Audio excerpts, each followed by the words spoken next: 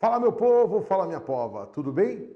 Vamos voltar a falar do quê? De ótica, luz, a mesma luz que ilumina o seu dia, a luz que é a energia e a luz que entra nos seus olhos e faz você ver as coisas. Você vê com os olhos e enxerga com o cérebro.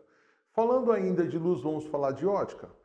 Recordando um pouquinho do nosso último módulo, nós estamos falando dos fenômenos luminosos, lembram disso? Falamos dos fenômenos luminosos, entre eles a reflexão, a refração e a absorção de luz. Luz que se propaga em linha reta, segundo os princípios de Newton, lembra? Propagação retilínea. A luz incide em uma superfície, que é uma superfície refletora, aquela que reflete luz. Então, essa superfície refletora vai refletir os raios que chegaram nela e nós temos com isso a sensação de estar vendo a luz sair dessa superfície. Ou seja, esses raios refletidos nos permitem ter a chamada visão. Tá aí, ó. Ó, Magal, você pode me dar um exemplo ou uma aplicação para o fenômeno da reflexão? Tá aqui, visão. A gente só vê a luz que reflete em uma superfície e com isso chega até os nossos olhos. Outro exemplo, que seria uma aplicação da reflexão, é a cor. O que é a cor de uma superfície? É a luz refletida nessa superfície. Quando nós temos uma superfície escura, por exemplo, uma parede preta, uma camiseta preta, o preto seria o quê? A superfície que absorve todas as frequências, absorve toda a luz, toda a energia, não reflete nada. Logo, eu vejo o preto. Agora, se eu tiver uma camiseta branca, a branca significa o quê? Significa que toda a luz que chegar ali é refletida. Como o branco é o conjunto de 7 cores, o branco é uma luz policromática, não é monocromática, quando todas essas cores chegam até a superfície juntas, elas refletem, aí dando a impressão que aquela superfície é branca. Por que você falou dando a impressão, Magal? Porque essa parede do seu quarto, a parede da sua sala, não é branca, ela está branca. Ah, meu Deus, como assim? Vejam, se eu pegar a parede agora da sua sala, que parece estar branca, por que ela parece estar branca? Porque a luz que está sendo emitida ali é uma luz branca. Então você tem uma luz branca que bate na parede e a parede, como ela está preparada para refletir todas as frequências, todos os raios que chegam, vai refletir o branco.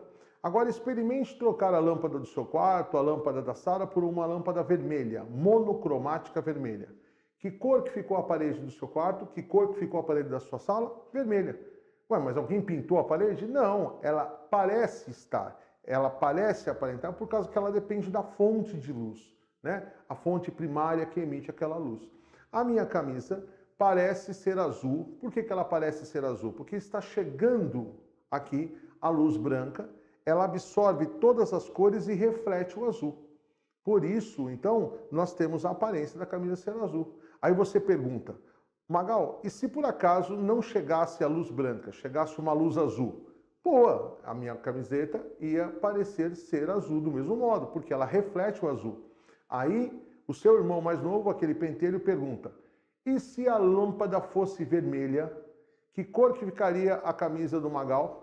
Bom, se ela está preparada para refletir o azul e estivesse chegando uma luz vermelha, de uma lâmpada vermelha, monocromática vermelha, ela ficaria preta. Por que preta? Porque ela está preparada para refletir só o azul. Não chegou o azul. Se não chegou o azul, então ela vai absorver esta frequência. Pois bem, podemos pensar, por exemplo, que cor que é a bandeira do Japão em formas geométricas, me diga. Aí você vai falar assim, pô, Magal, mas depende da lâmpada. Aí depende da fonte.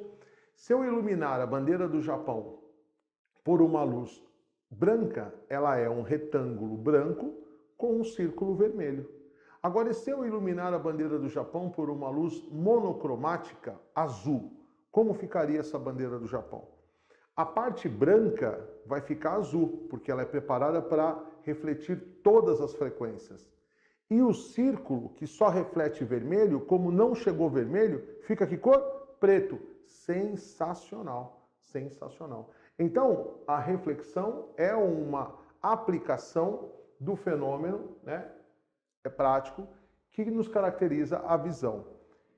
Esse elemento que reflete luz é superfície refletora. Mas em nome do Pai, vamos o batizá-lo de espelho. Espelho é algo que faz o quê? Reflete a luz que chega nele, de forma regular. Agora, esse espelho pode ser plano ou não. O que é um espelho plano? Um espelho plano é aquele espelho que você tem no seu banheiro, é um espelho que não deforma, não altera as características de um objeto. Então, se eu tiver uma colher, a imagem dessa colher vai ser idêntica a ela. Você, a sua imagem é idêntica a você. Um prato, a imagem é idêntica do prato. A caneta, a imagem é idêntica à caneta, mas a imagem não existe. Note, aqui eu tenho um espelho, símbolo de espelho, luz de um lado e não pode ter luz lá dentro do espelho. A luz bate e reflete, né? A luz chega e reflete.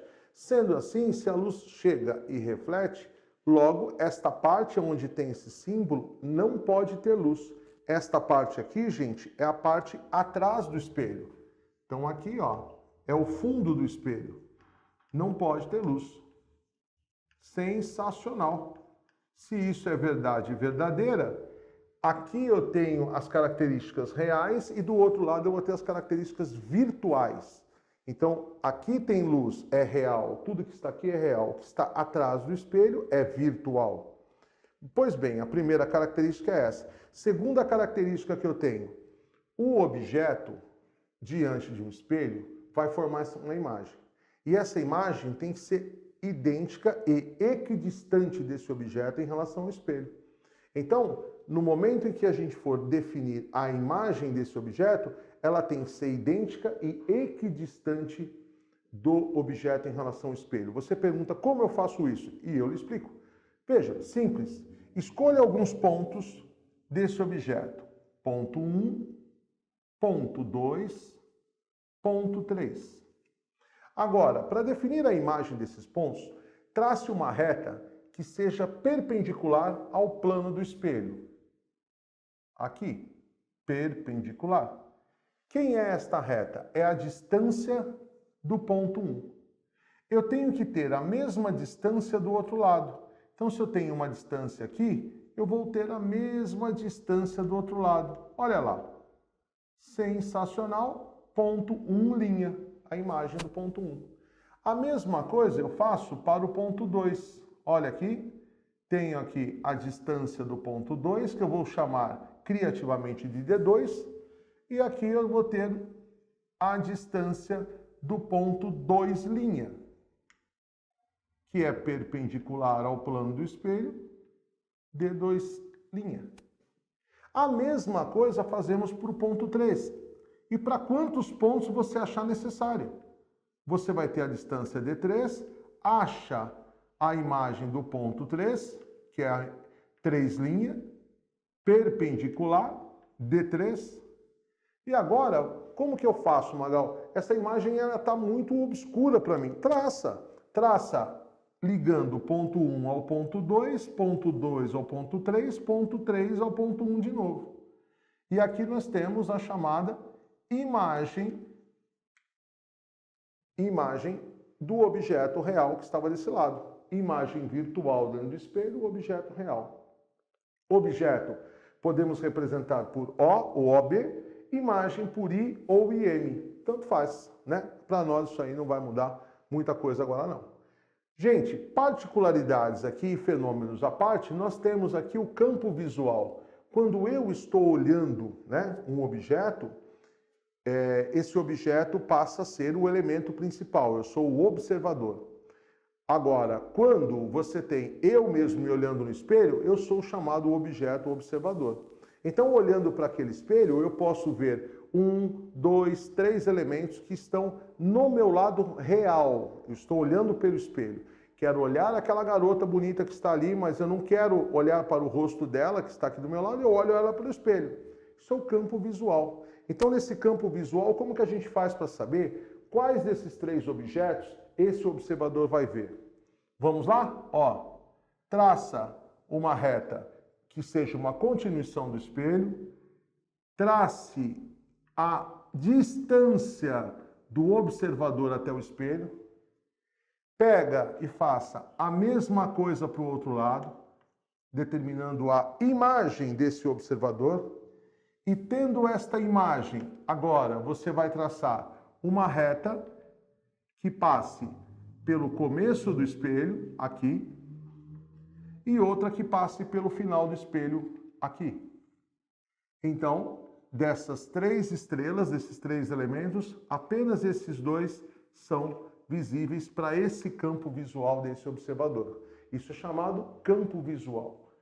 Outras particularidades, rotação ou translação do espelho. Tudo que acontecer para o espelho acontece em dobro para a imagem.